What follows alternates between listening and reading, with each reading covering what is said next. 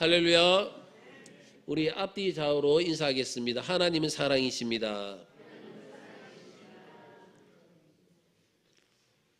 할렐루야. 우리 하나님은 사랑의 하나님이신 줄로 믿습니다. 자, 우리 더 한번 우리 믿음의 고백도 다 같이 하도록 하겠습니다. 여호와 이레의 하나님을 믿습니다. 우리 한 번 더 시작. 아멘. 우리 여호와 이레의 하나님을 우리가 믿음으로 고백하며 나갈 수 있는 우리 모두가 다 되어지기를 주의 이름으로 축원합니다.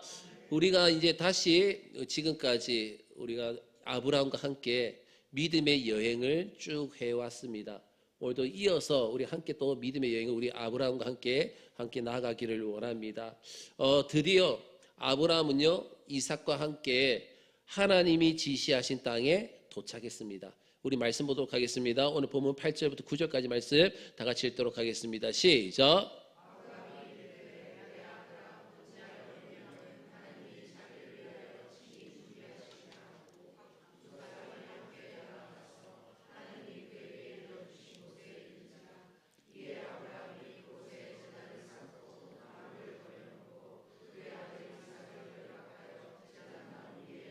아멘.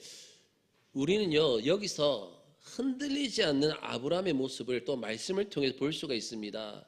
사실 여러분, 믿음이란 것은 어떤 위기에도 흔들리지 않는 것입니다. 성공할 때에도, 내가 성공할 때에도, 내가 실패할 때에도, 내가 건강할 때나 병들었을 때도 흔들리지 않는 것이 바로 믿음인 것입니다. 근데 대부분의 사람들은 어떻습니까? 대부분의 사람들은 일이 잘 된다든지 아주 자신의 상황이 좋아지면 하나님을 찬양하고 잘 믿습니다. 그러나 위기에 부딪힌다든지 절망에 빠지면 쉽게 흔들고 마는 것입니다. 또한 그 믿음을 쉽게 포기를 하려고 합니다. 자, 우리가 계속적으로 이제 아브라함을 봐오면서 오늘은 이제 자기 아들을 죽여야 하는 이 엄청난 사건 앞에서 지금 아브라함은요 인간적으로 흔들리고 당황할 수밖에 없었어요. 하지만 잘 보십시오. 근데 말씀을 보면 의외로 아브라함은 당황하거나 그리고 흔들리는 것이 아니라 아브라함은 매우 담담한 모습으로 있는 것을 우리가 말씀을 통해서 볼 수가 있습니다. 그렇다고 또 그에게 또 이삭에 대한 사랑이 없는 게 아니에요. 아버지의 사랑이 없는 것이 아닙니다. 참된 믿음이 생기면요, 참된 하나님을 향한 믿음이 생기면 죽음 앞에서도 담담해진다는 사실을 우리가 알 수 있는 것입니다. 아브라함은요 하나님이 모든 것을 다 준비해 주신다, 준비하고 예비해 주셨다는 사실을 믿었습니다. 사랑하는 여러분, 믿음이라는 것이 무엇입니까? 하나님이 지켜주시고 준비해 주심을 믿는 것이 바로 믿음인 줄로 믿습니다. 하나님께서 나를 지켜주시고 준비해 주시는 것, 그것이 믿음이라는 것이죠. 믿음은요 정신력이 아니에요. 믿음은 정신력이 아니고 자기 의지도 아닙니다. 바로 믿음은 정말 막연한 미래에 대한 어떤 기대감도 아닙니다. 바로 하나님의 약속을 신뢰하고 하나님을 신뢰하는 것이 바로 믿음인 줄로 믿습니다. 하나님의 약속을 믿고 신뢰하는 것, 그 하나님을 신뢰하는 것, 그것이 바로 믿음이라는 것이죠. 아브라함은 하나님께서 지시하신 곳에 도착했습니다. 그리고 이 아브라함이 도착하자마자 어떤 일을 했습니까? 제단을 쌓았습니다. 제단을, 나무를 벌여놓았습니다. 근데 여기서 우리가요 생각해 볼 점이 있어요. 뭘 생각해 봐야 되냐면, 과연 이러한 모든 작업을 아브라함 혼자 했을까? 아브라함 혼자 제단을 쌓고 혼자 나무를 펼쳐 놓았을까요? 이삭은 나무를 쥐고 갔습니다. 아브라함은 한 손에는 그 나무에 붙일 불을 들고 한 손에는 칼을 들고 갔습니다. 바로 하나님이 약속하신 그 장소에 도착했습니다. 이제는 제단을 만들어야 합니다. 이제 제단을 만들어야 되죠. 이제 자리를 잡은 후에 이삭이 쥐고 온 그 나무를 차곡차곡 쌓았습니다. 이 일을 과연 아브라함 혼자 했을까? 아브라함 혼자 했을까요? 아닙니다. 바로 아브라함과 이삭이 함께 했을 것입니다. 아브라함과 이삭이 함께 했을 거예요. 자, 보십시오. 그러면 이 자리가 어떤 자리입니까? 이삭은 자기 자신이 죽어야 하는 자리였고, 그리고 이 자리는 또 아브라함에게는 자신의 아들 이삭을 죽여야 하는 자리였습니다. 이삭은 죽어야 하는 자리였고 아브라함은 죽여야 하는 자리였어요. 이것이 바로 신앙입니다.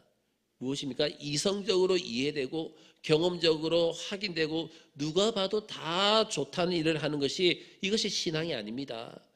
하기에 너무나 부담스럽고 그래 내가 결정하기에 정말 고민스럽지만 바로 하나님의 일이기 때문에 순종하는 것이 바로 신앙인 것입니다. 하나님의 일이기 때문에 순종하는 것.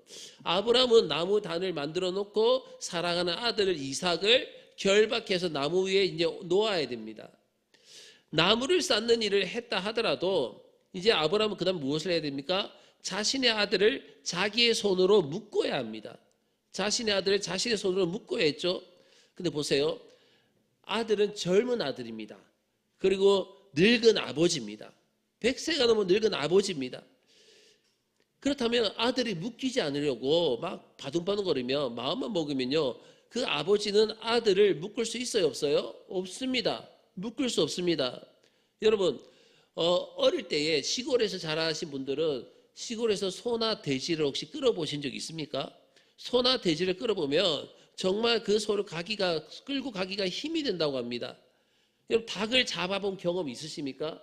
우리가 어릴 때 보면 어떻습니까? 집에서도 시골 같은 데서 보면 닭을 잡았지 않습니까? 그렇죠? 근데 제가 어릴 때 초등학교 때 망미동에서 살았습니다. 망미동 살 때에 그 밑에 망미동 시장이 있었어요. 망미동 시장이 있었는데 어릴 때 집 옥상에서 보면 그 망미동 시장의 뒤쪽에 공터가 있는데 거기에 생닭 살아있는 닭들이 쭉 있고 닭장에 갇혀 있고 중간에 그 드럼통이 있었어요. 그리고 누가 그 닭을 사면 그 드럼통 안에 집어넣어요. 그러면 닭이 그한테 온갖 난리칩니다. 뭐 소리를 지르고 난리가 나요. 근데 저는 모르겠어요. 지금도 그 닭들이 왜 그 안에 소리를 치는지 잘 모르겠어요. 그 밑에 뭐가 설치되어 있는지. 그런데 그때에 닭을 한 마리 넣었다 뛰쳐나와가지고 그 닭이 막 뛰어다녀요. 그러면 그 닭 한 마리 때문에 사람들은 어떻게 해야 될지 모른다는 것이 난리가 나는 겁니다. 하물며 사람이 싫으면 어떻게 하겠습니까? 그렇죠? 사람이 싫으면. 이삭이 반항을 하면 이 일이 어떻게 가능하겠습니까? 자, 우리 아들이 이제 고3이고 이제 키가 180이 넘어요. 180 넘는데 이제 제가 이제 아침에 가서 아침 새벽기도 마치고 갈 때마다 이제 우리 아들 학교 갈 때 깨웁니다. 저희 아들을 깨웁니다. 그러면서 문을 딱 열고 들어가요. 아들아, 아들 학교 가자.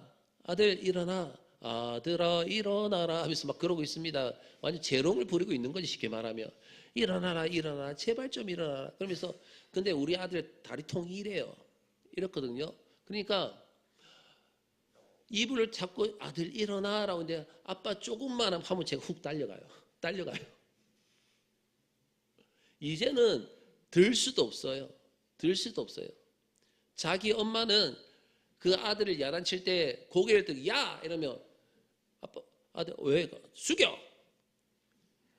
그렇죠. 할 수가 없어요. 근데 보세요.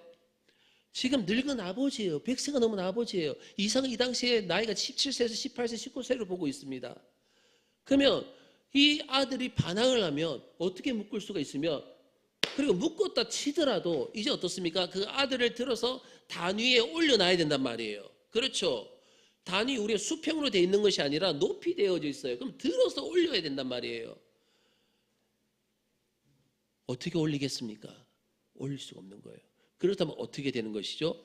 이삭이 스스로 올라가야 하는 것입니다. 이삭이 스스로 올라가야 하는 거예요. 우린 여기서요. 아들을 죽여야 하고 아버지는 아들 죽여야 하고 아버지는 또 아들은 죽어야 하고 아버지는 아들을 죽여야 하는 정말 절박하고 기막힌 그 상황 앞에서 우리는 이 두 사람의 행동을 볼 때에 너무나 담담한 것을 보게 됩니다. 담담한 두 사람을 보게 됩니다. 이것이 바로 믿음이란 것이죠. 우리는요 믿음을 너무나 값싸게 생각하고 감상적으로 여깁니다.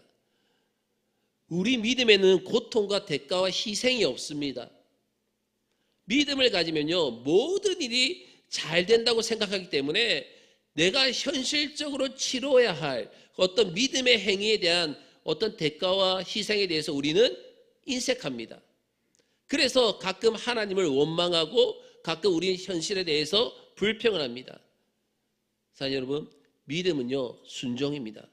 순종은 대가를 치르는 것입니다. 아픔과 고통을 지불하는 것입니다. 대가 없는 순종이 없고 순종 없는 믿음이 없는 거예요. 다 같이 따라합시다. 대가 없는 순종이 없고 순종 없는 믿음이 없다. 아멘. 사랑하는 여러분, 우리는 하나님의 뜻을 이루기 위해서 하나님을 믿고 따르는 데에 어떤 대가를 치렀습니까? 돈 몇 푼, 시간 조금 내는 것만으로도 우리는 얼마나 생색을 냅니까? 그 일 한 번 하면서 얼마나 깊이 묵상하고 얼마나 망설입니까? 쥐꼬리만한 어떤 헌신을 하면서 엄청난 헌신하는 것처럼 착각하고 있지는 않습니까? 그 정도로 하나님의 일을 다하는 것처럼 생각하진 않습니까? 사랑하는 여러분, 하나님은요 보십시오. 저와 여러분을 위해서 예수 그리스도, 하나님의 독생자 예수 그리스도를 우리에게 내어주셨다는 사실을 기억하시길 바라겠습니다. 하나님은 그렇게 하시고도 아무런 말도 하시지 않으셨습니다. 자신이 얼마나 고통스럽고 아팠는지에 대해서 말씀하시지 않으셨습니다. 사랑하는 사람 앞에서 말하지 않습니다. 사랑하는 사람 앞에서 말하지 않습니다. 부모가 자녀들에게 내가 너 때문에 얼마나 힘들고 내가 너 때문에 얼마나 고통스러운지 아느냐라고 말할 수 있는 부모 있습니까? 여러분, 자식은요 부모의 고통을 모릅니다. 자녀는요 부모의 고통을 몰라요. 아브라함과 이삭이 함께 제단을 만드는 것은 마치 온 인류를 위해서 예수 그리스도가 십자가에 못 박혀 죽으실 때에 하나님과 예수 그리스도가 함께 협력하신 것과 같은 것입니다. 하나님과 예수 그리스도가 함께 협력하신 것. 하나님은 예수님을요 억지로 세상에 보내셨습니까? 아니죠. 하나님께서 예수님을 이 세상에 억지로 보내신 것이 아닙니다. 우리 예수님도 억지로 십자가 달려서 돌아가신 것이 아닙니다. 예수님께서는 분명히 고민을 하셨어요. 이 십자가를 제가 져야 합니까? 라고 고민을 하셨습니다. 하지만 결국은 어떻습니까? 내 원대로 하지 마옵시고 아버지의 원대로 하옵소서라고 스스로 십자가를 지셨다는 것입니다. 로마 군인들과 바리새인들과 그리고 서기관들이 있는 곳에서도 예수님은 결코 조금도 흔들리지 않으셨고 사람에게 재판을 받으시면서도 입을 열지 않으셨고 당당하게 자신의 십자가를 지고 골고다 언덕을 향해 가신 분이 예수님이십니다. 그렇지만 예수님은 십자가에서 뭐라고 말씀하셨습니까? 십자가상에 달리셔서 아버지여 저들을 사하여 주옵소서, 자기들이 하는 것을 알지 못함이니이다 라고 기도하셨습니다. 또한 십자가에서 우리 예수님께 고통스러워 하실 때는 엘리 엘리 라마 사막다니 라고 외치셨습니다. 그리고 목이 마르실 때는 내가 목마르다 라고 하셨습니다. 우리 예수님께서는요 누구를 원망하시거나 누구에게 책임을 전가하시지 않으셨습니다. 바로 그분이 예수 그리스도이십니다. 인류를 위한 화목제물이 되신 그리스도는요 그 고통과 아픔과 순종과 그 침묵을 통해서 우리에게 구원을 이루신 것입니다. 자, 오늘 본문 말씀 다시 볼까요? 우리 10절 말씀 다 같이 읽도록 하겠습니다. 10절입니다. 다 같이 읽도록 하겠습니다. 시작. 아멘. 손을 내밀어 칼을 잡고라는 말씀을 통해서 지금 칼을 잡은 아브라함의 모습 혹시 상상되십니까? 손을 칼을 들고 이렇게 높이 들고 있는 그 모습. 우리 그 모습을 상상할 수가 있습니다. 그리고 그 아들을 잡으려 하니 이 말씀을 통해서는 아브라함이 아들을 죽이기로 결정했음을 알 수가 있습니다. 아마도 그는요 이 칼로서 지금 내리치고 있었을 것입니다.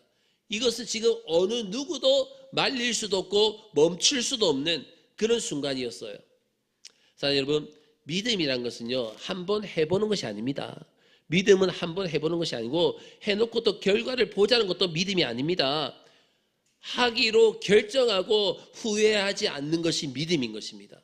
하기로 결정하고 후회하지 않는 것, 그것이 바로 믿음이에요. 십자가 사건도 마찬가지입니다. 여러분 보십시오. 십자가라는 것은 예수님이 가상적으로 지신 것이 아닙니다. 십자가는 또한 관념이 아니에요. 십자가는 무엇입니까? 실제였습니다. 십자가는 실제였어요. 십자가는 의미가 아닙니다.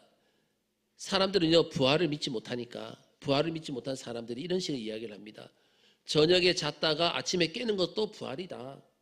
그리고 계절이 바뀌듯이 겨울이 오고 봄이 오는 것, 이거 부활 아닌가라고 말을 합니다. 부활의 실제를 믿기 어렵기 때문에 부활의 의미만을 가지고 해석하고 자신들의 철학을 만드는 것입니다. 그런데 여러분, 천만의 말씀입니다. 예수님은 실제로 죽으셨고 부활하셨습니다. 우리 예수님께서는 실제로 죽으셨고 부활하셨습니다. 그리고 우리도 그 예수님의 죽으심과 부활로 인해서 진짜 구원을 받았습니다. 우리도 진짜 부활할 줄로 믿습니다. 왜요? 예수님께서 부활하셨기 때문에. 다음 주일이 종료주일이잖아요. 예수님께서 죽으시기 위해서 예루살렘에 들어가신 날이지 않습니까? 금요일 날 십자가 달려 돌아가시고, 그리고 그 다음 주일이 무슨 날입니까? 부활주일 아닙니까?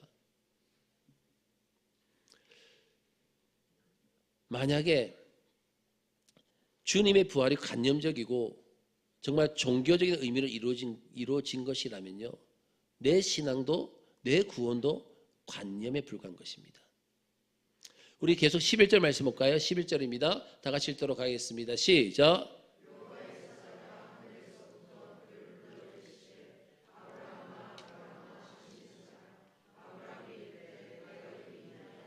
아멘. 하늘에서 음성이 들렸습니다. 우리 여기서 아주 놀라운 사실을 발견하게 됩니다.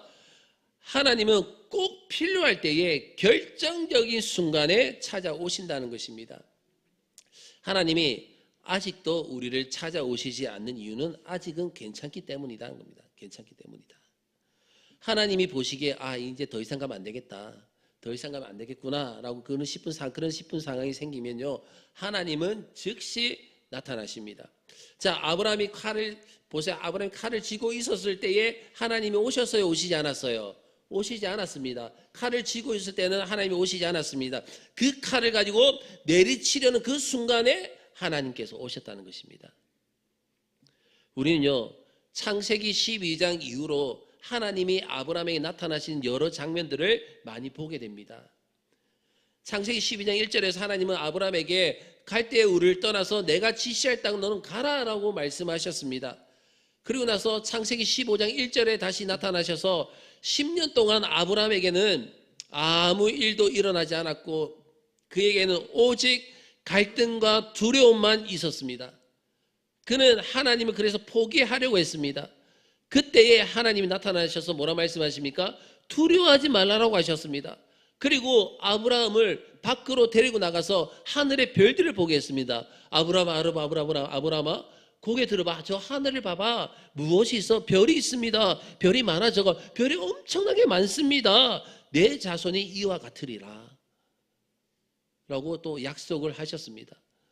그런데 그 후 또 몇 년 동안에 아무 일도 없었습니다. 그 창세기 17장에 가보면 하나님이 아브라함에게 내가 내 언약을 나와 너 사이에 두어서 너를 크게 번성하게 하리라 라고 또한 말씀하시고 약속하셨습니다. 그리고 창세기 18장에 다시 나타나셔서 사라가 임신하게 될 것이다 라는 것을, 임신할 것을 알려주셨습니다. 그래도 아브라함은 믿지 못하다가 사라가 임신을 한 뒤에야 믿었습니다. 우리는 여기서요, 매우 재미있는 사실을 또 발견하게 됩니다. 무엇입니까? 아브라함이 하나님의 음성을 듣고도 믿지 않았다라는 것입니다. 하나님의 음성을 듣고도 믿지 않았다. 아브라함의 믿음은 흔들렸습니다. 누구처럼?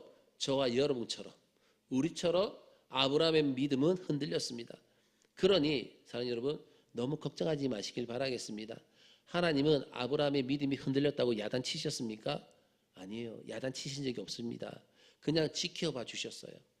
그냥 지켜봐 주셨습니다. 하나님은 아브라함의 수준에 맞춰 주신 것이기 말하면, 마찬가지로 하나님께서는 저와 여러분의 수준에 맞춰 주십니다.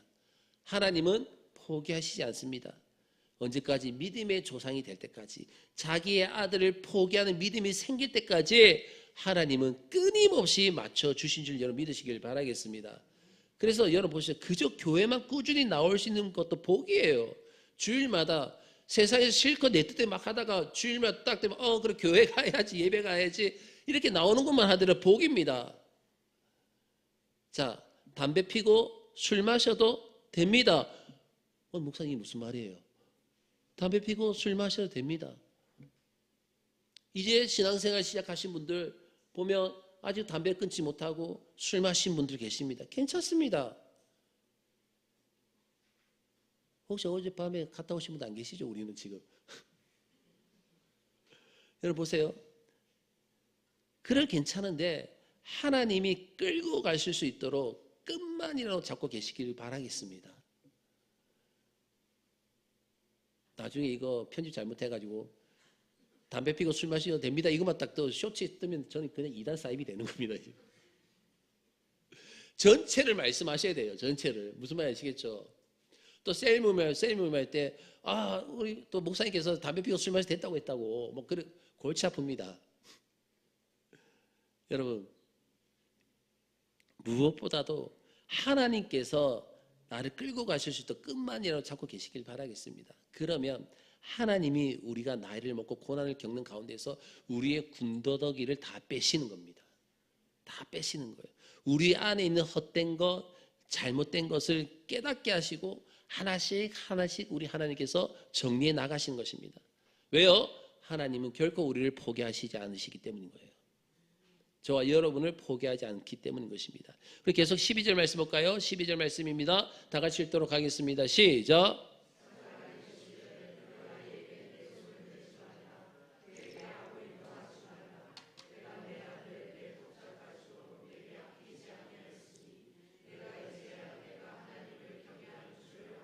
아멘. 하나님의 메시지는 어떤 메시지입니까? 내 아들을 죽이지 말라는 것입니다. 내 아들을 죽이지 말라는 단 한 가지였습니다. 하나님의 목적은 이삭을 죽이는 것이 아니었기 때문에 하나님은 아브라함의 순종을 보길 원하셨습니다. 아브라함의 순종을. 하나님은 우리의 순종을 보길 원하시는 것과 마찬가지로 저와 여러분의 순종을 보길 원하십니다. 너를 포기한 것을 넘어서 내 아들까지 포기할 수 있느냐, 이것이 바로 하나님의 관심입니다. 우리를 향해서 너를 뛰어넘어서 내 자녀까지 포기할 수 있느냐가 관심이란 것이죠. 너는 나를 어느 정도까지 신뢰할 수 있느냐, 너는 너 자신을 어느 정도까지 포기할 수 있느냐, 그런 의미입니다. 저희 정관 논화교회가 초창기 때에 정말 어려웠습니다. 정말 힘들었습니다.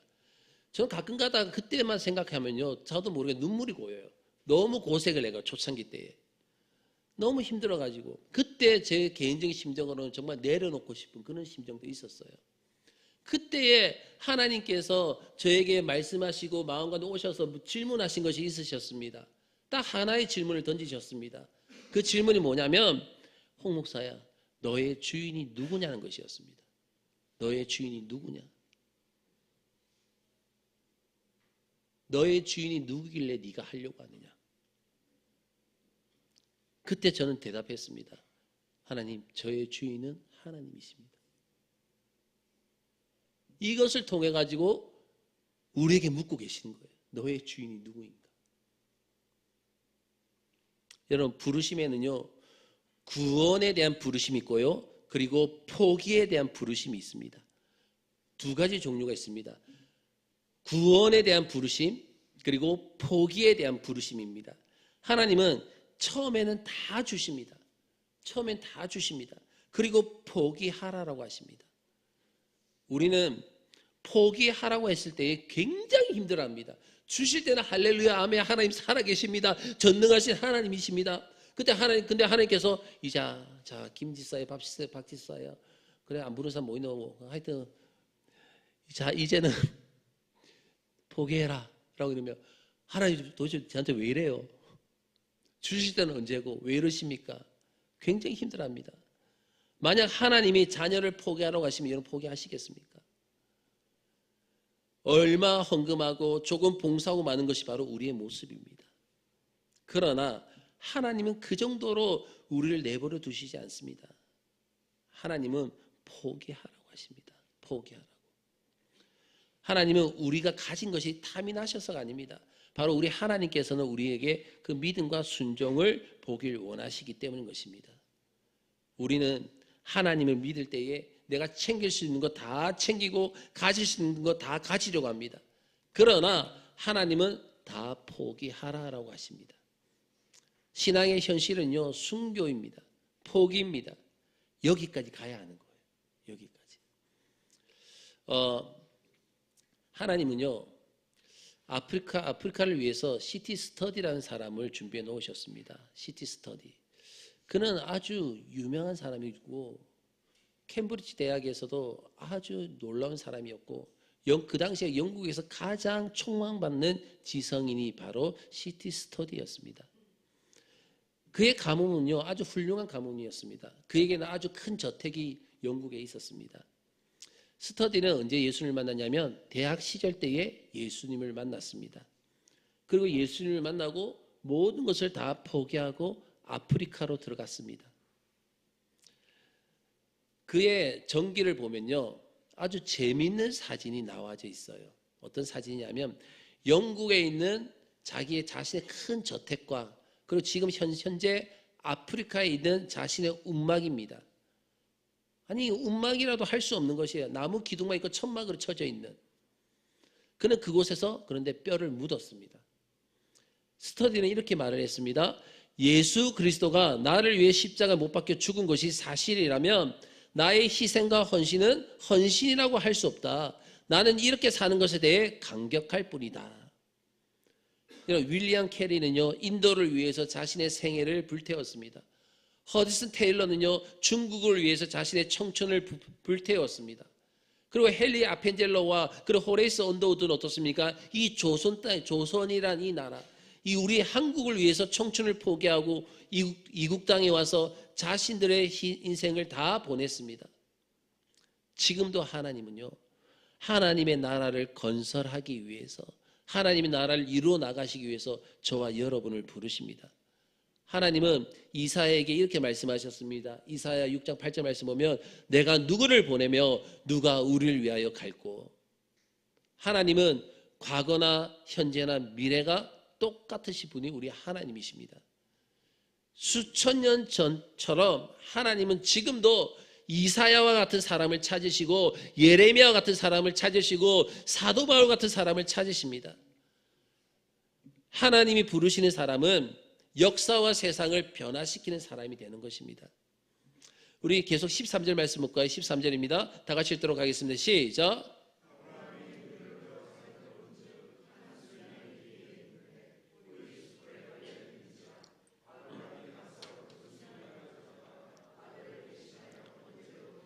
아멘. 하나님의 방법은요, 정말 놀라운 거예요.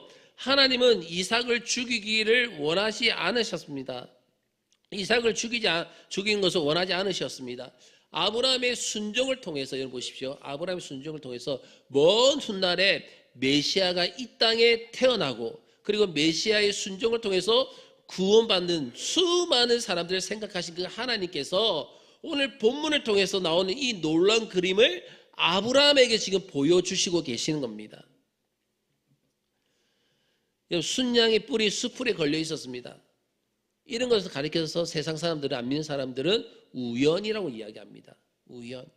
그러나 믿음을 가진 사람들은 우연이 아니라 바로 섭리입니다.